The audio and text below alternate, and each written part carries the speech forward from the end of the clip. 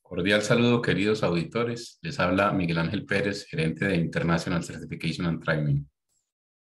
El día de hoy nos convoca una presentación para que revisemos los cambios más recientes que han tenido algunos de los documentos de certificación desde el punto de vista de las auditorías que ustedes realizan para este organismo. Me permito presentarles entonces a continuación los cambios más relevantes y significativos en dichos instructivos, formatos y procedimientos, con el fin que ustedes se apropien de estos cambios y pues los apliquen a partir del momento en sus procesos de auditoría.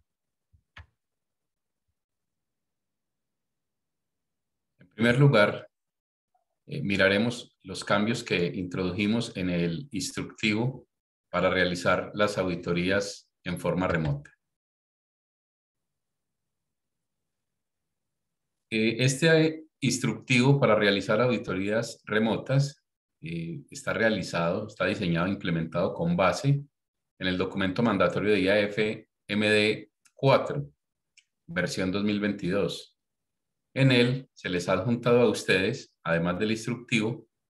una lista cruzada que documenta la manera en la que realizamos cada una de las etapas del proceso de auditoría en forma remota. Tenga presente que con el uso de las TIC debe ser consecuente de los riesgos y oportunidades de su uso y la comunicación utilizadas y los impactos que pueden tener sobre la validez y objetividad de la información recopilada durante la auditoría. La manera de hacer auditorías remotas no debe diferir de la forma en la que se hacen presenciales, excepto porque aquí estamos utilizando tecnologías de la información y las comunicaciones que deben ser observadas en todo momento durante la auditoría,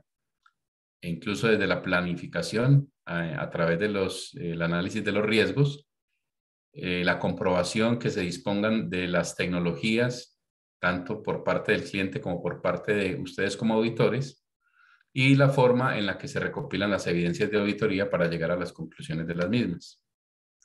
Nosotros también cambiamos el formato ICNTF 22 en el que realizamos los informes de auditoría de etapa 1. En este formato, el cambio más significativo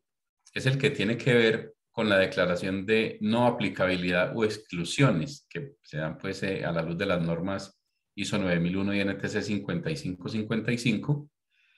en el que nos encontramos en el diligenciamiento de este formato de etapa 1 con que en algunas ocasiones simplemente se lista allí cuál es la exclusión, pero como auditor no se está registrando si esa justificación que presenta la empresa para excluir este requisito del sistema de gestión, ustedes la homologan como auditores, la validan. Esa justificación debe ser entonces registrada en nuestro formato. Por su parte, el formato de reporte de no conformidad, corrección, acción correctiva y dictamen de aprobación, el ICNTF 16, tuvo unos cambios significativos en los que se ajustaron numerales del instructivo, se dejaron resaltadas algunas pautas a modo de orientación para el cliente, para el registro de las correcciones, causas, acciones correctivas, de manera que se registren propuestas más acertadas y apropiadas acerca de los hallazgos. Se incluyó una columna relacionada con la pertinencia de la observación en el cuadro de observaciones que registra el auditor líder para cada propuesta de corrección, causa y acción correctiva. Bueno, recuerden, señores auditores, que en este formato es donde nosotros le entregamos al cliente ese registro de las no conformidades menores o mayores que encontramos en las auditorías que llevamos a cabo, bien sea otorgamiento, seguimiento o renovación. En estos formatos nos hemos encontrado con que en algunas ocasiones la forma de redacción de la aceptación o rechazo de alguna corrección, causa o acción correctiva puede ser confusa para el cliente e incluso para los miembros del organismo de certificación, bien sea en el área de operaciones o en el mismo comité que toma las decisiones de certificación. Entonces allí hay que dejar una evidencia muy contundente de lo que nosotros estamos aprobando o improbando cuando los clientes nos presentan sus correcciones, análisis de causas y acciones correctivas para darle el tratamiento debido. El formato de planes de auditoría que ustedes se van a encontrar, que les entregamos o ustedes mismos hacen antes de realizar, por supuesto, cada una de las auditorías. Estos son los formatos F25, F34, F40 y F51. El F25 es el que contiene el plan de auditoría de otorgamiento, el F34, el de seguimiento, el F40, el de renovación y el F51, el de auditorías de etapa 1. En estos formatos se incluyeron los siguientes campos. Allí el registro de los sitios donde se realizarán las actividades de auditoría, incluidas las remotas y las herramientas de TICS a utilizar. Allí, por ejemplo, si en algún momento se utilizan dispositivos como drones, instalaciones específicas, obras, debemos registrar esos sitios donde se está realizando la auditoría, pues tanto presencial como remota. Y hay un campo para confirmar el uso de las TICs y el medido y la medida en la que esas TICs se utilizarán con fines de auditoría para optimizar la eficiencia y la eficacia de esta. Es decir, el cliente nos informa desde su solicitud de certificación que dispone de unas tecnologías de la información y las comunicaciones, pero nosotros en estos planes de auditoría debemos confirmar que deben hacer uso de esas tecnologías de la información para efectos de el desarrollo normal de la auditoría. En los formatos de auditoría F37 y F38, en estos formatos de informe, nosotros presentamos en el F37, son los formatos que utilizamos para cuando se presentan no conformidades en los ejercicios de auditoría, y el F38 para cuando no se presentan no conformidades. En ambos formatos se incluyeron campos para el registro de los lugares donde se van a realizar las actividades de la auditoría, incluidos los sitios temporales y la auditoría remota, así como los medios tecnológicos utilizados. Fíjense que como a raíz de la pandemia estamos realizando auditorías en forma remota con base en el documento mandatorio de IAF-LMD4, siempre debemos dejar esa evidencia en los informes de auditoría, además de los planes y todo lo que hemos visto desde las solicitudes de certificación, de esos sitios donde llevamos a cabo las auditorías, así fue pues, en forma remota. Se ajustaron los objetivos de la auditoría registrados en el formato, porque en esos objetivos vamos a incluir que los objetivos que teníamos en un principio relacionados con el uso adecuado de las TICs se cumplieron o no se cumplieron. Se incluyeron unos campos que se deben diligenciar muy específicos y tienen que ver con las fechas en las que se realizan las diferentes actividades de auditoría, incluyendo pues las remotas. Es decir, cuándo se hizo la planificación de la auditoría, cuándo se hizo la etapa 1, cuándo se hizo la etapa 2, la reunión de cierre, etcétera, que ustedes van a encontrar en el formato muy bien definidos. En estos mismos formatos de informe de auditoría se incluyó un campo para que se registre el concepto de aceptación o rechazo de las declaraciones de no inhabilidad, perdón, de las declaraciones de no aplicabilidad o de exclusiones. Entonces, como vimos, desde etapa 1 se hace ese registro, pero en etapa 2 se hace la confirmación de la no aplicabilidad de algunos de los requisitos que el cliente ha decidido excluir de su sistema de gestión de calidad. Se ajustó el texto del campo de programación anual de auditorías, así como las notas a tener en cuenta para la redacción de hallazgos de no conformidad. Recuerden que esa redacción de hallazgos de no conformidad, pues además de cumplir con las técnicas de auditoría, son las que le dan la pauta al cliente para que de una manera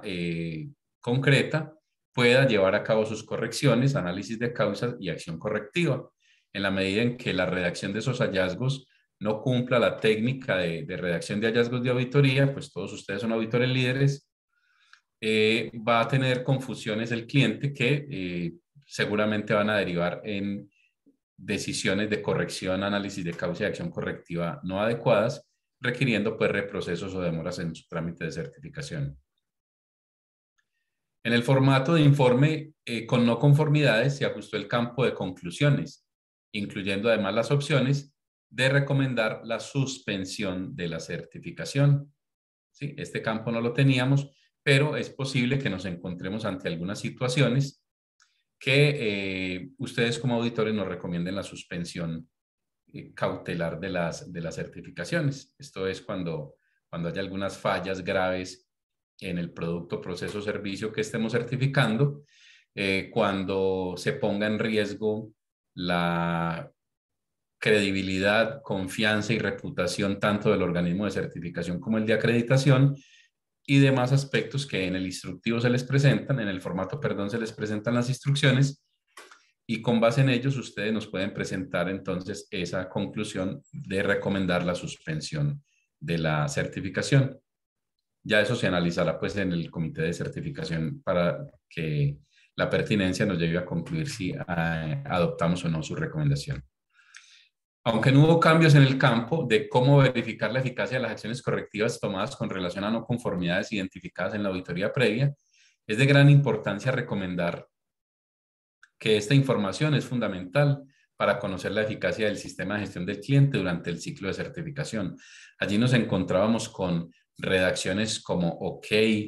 cumple, se verificó, pero lo que nosotros les pedimos es que en este numeral de verificación de eficacia de cierres previos, ustedes concluyan cómo hicieron esa verificación, que nos dé a nosotros la información necesaria y la confianza para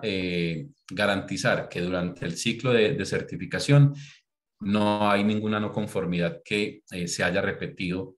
habiendo sido pues una vez, habiendo sido reportada en la auditoría previa. La revisión de dichas acciones debe incluir en el análisis de cada caso la no conformidad reportada, informando de manera clara si lo propuesto y aceptado en el plan de cierre se cumplió eficazmente y no hay repetición del hallazgo. De lo contrario, ustedes se deben asegurar de registrar los hallazgos de no conformidad pertinentes según sea el caso. Les queremos hacer como una observación que deben tener siempre muy presente las instrucciones de cada campo para el diligenciamiento de los datos que soportan el informe de auditoría, teniendo en cuenta que este es el producto final de su evaluación para el cliente y que deberá ser sometido al criterio de comité de certificación. Entonces, en estos formatos, ustedes tienen unos campos que se deben diligenciar, pero a su vez esos campos tienen unas instrucciones de cómo se diligencian. Por favor, no las obvien. Y también, si tienen alguna duda respecto a esta socialización, a los formatos que de los que les hemos corrido traslado en este momento y de la aplicación de los mismos, pues amén de la evaluación pues que también les anexamos con esta socialización para que por favor nos diligencien y podamos evidenciar su entendimiento. Cualquier duda, por favor se contactan con nosotros en IC&T, el área de operaciones, este servidor o cualquier otro de los integrantes del equipo de IC&T, estamos a su disposición para solventar cualquier duda que tengan respecto al proceso de auditoría, porque del trabajo de ustedes depende la calidad de nuestros servicios. Les mando un abrazo y espero pues que este cambio sea para la mejora continua en la prestación de los servicios. Un abrazo, muchas gracias.